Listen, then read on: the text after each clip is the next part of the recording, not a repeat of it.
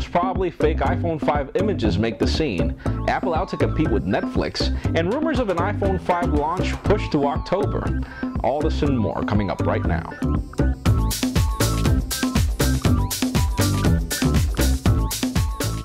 Hello everybody, I'm Jaime Rivera and welcome to the PocketNow iReview, the show where we go through all this week's cool and not so cool inside the world of Apple's iOS devices. Let's start this week off with the cool. Alright, let's face it, the only reason why back to school is because of the deals that you get around. The iPhone is up for a trading program in Target where you can turn in your old iPhone 3G or 3GS and get up to $150 off your next iPhone 4, which is really cool, depends on the conditions of your phone. And well, that's after a 2-year contract, obviously. And well, Radio Shack also has the iPhone 4 and iPhone 3GS on sale, though you have to go to the stores and find them. And aside from that, well, EA Mobile has this really massive sale where they're dropping the price tag on almost all, if not their best games, for 80%. That includes games like FIFA, Madden, Risk, and other really good games that are costing you just $1. But remember, that's only for this weekend. And remember, EA is not really a fan of building universal applications, so your games that are purchased on the iPhone won't work on the iPad. Better make sure you use this deal to get yourself some iPad applications or iPhone applications. Aside from that, Infinity Blade has been sliced to 50% off, so better make sure you get on top of that too.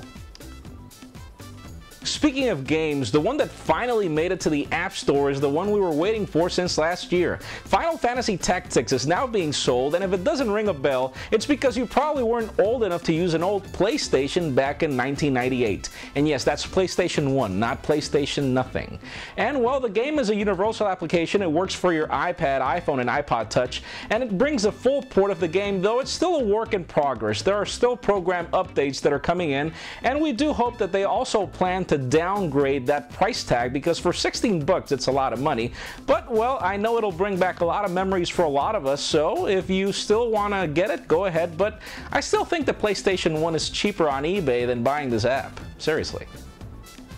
Alright, so what's all this talk about iTunes Replay? Many of you were complaining that iTunes Match wasn't really what you expected because you wanted streaming, and all Apple's offering you is, $25 a year for iTunes to swap all your pirated music, and that's pretty much it.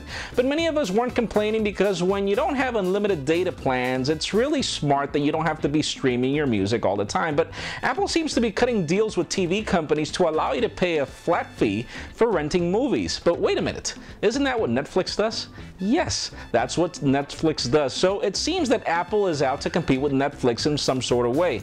So since Apple is not really famous in being cheaper than anybody else, it seems that Apple will probably bring some sort of Netflix service, but with a kick. Probably something different. We could probably see better TV shows there, or probably see newer movies.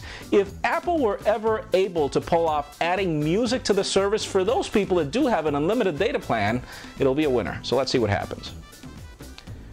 And as we get close to the not-so-cool section, let's talk about all these weird images of a supposedly thinner iPhone that have been around. Personally, I don't believe that they're real. First of all, Gizmodo hasn't found it in the bar, so don't consider that credible yet. And also, they seem to be identical to an image that Gizmodo was able to make in Photoshop, so it just ported from the old iPhone 4, so no. Given the iPad 2 and the iPod Touch look so much the same right now, we are betting our money on the iPhone 5 looking a lot like these devices with a curved back, and leaks of images and cases are confirming that that's pretty much going to be the case. I mean, these same case companies were the ones that leaked the iPad 2 imagery, so we do see that is going to happen. And if you ask me, I would love to see an old aluminum iPhone, but with a new design. So let's hope and see what happens. As long as Apple hurries up, we don't care what they come up with.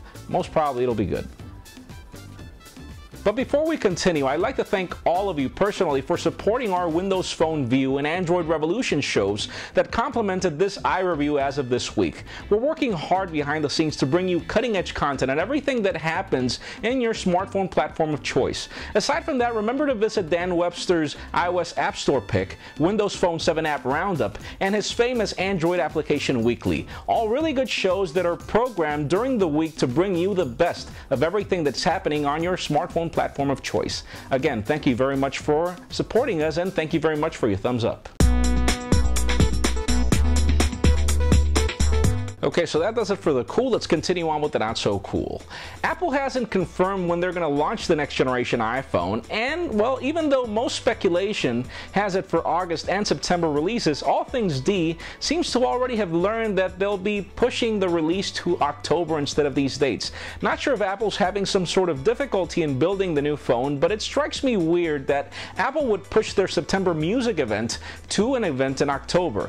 Could it be that they'll announce something in September and have the phone release in October? It could be, and you know, whatever happens is better than us having another scandal called ReleaseGate after AntennaGate and GlassGate. Okay, so not only does AT&T know that you have a jailbroken iPhone and that you're tethering without their permission with an application called MyWi from Cydia, but they plan to do something about it. As of August 11th, AT&T is threatening to cancel all unlimited data plans of users that are abusing MyWi to pull tethering without paying extra bucks. Sadly though, we also have found out that AT&T knows that you're tethering through MyWi because MyWi tells AT&T that you're tethering. But our advice to you is to give a try to an application called PDA-NIT in Cydia, which is actually free as opposed to MyWi where you have to pay money, and it has this option where you can actually not tell AT&T that you're tethering. Not really sure if it works. We haven't confirmed it personally, but it's completely free, so you have nothing to lose. Our advice to you is give it a try and see if you get that pesky message from AT&T telling you that you're using a jailbroken iPhone. But if you don't get anything, most probably it's got your back. So let's see what happens. Probably MyWi will update their application in the future, but while that happens, you might as well prepare. And to top the week off with ridiculous news, get your hands on, just get your Angry Birds bra while supplies last. I can't believe I'm actually wasting a segment on this. I just considered it hilarious. I mean, anyways. That's it for today's show. Thank you very much for watching. I'm Jaime Rivera. Remember to give us a thumbs up if you like what you saw. That's it for now.